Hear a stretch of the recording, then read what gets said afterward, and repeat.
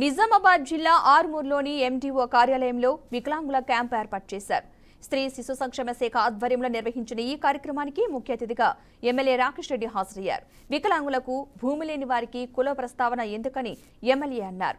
కులపిచ్చి తగ్గించుకుని దేశం కోసం, ధర్మం కోసం పాటుపడాలని ఎమ్మెల్యే రాకేష్ రెడ్డి వెల్లడించారు.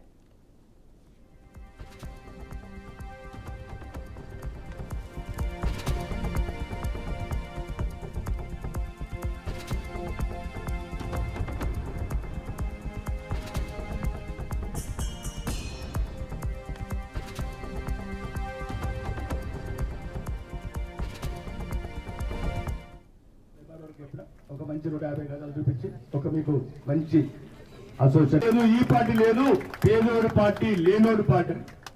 పార్టీ మాకు పార్టీ అది అంతవరకు. కానీ పార్టీలో పెట్టిన కొట్లాడు, కుల మధ్య చిచ్చులు పెట్టుడు, ఈ కుల పిచ్చి కూడా తగ్గించుకోండి.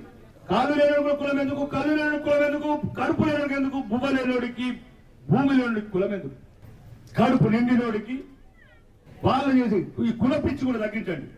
ఈ దేశం ఉండాలా, ఈ ధర్మం ఉండాలా. ముస్లింస్ చూడు ఎంత మంచిగా ఉంటారు, 5 సార్లు నమాజ్ చేస్తారు.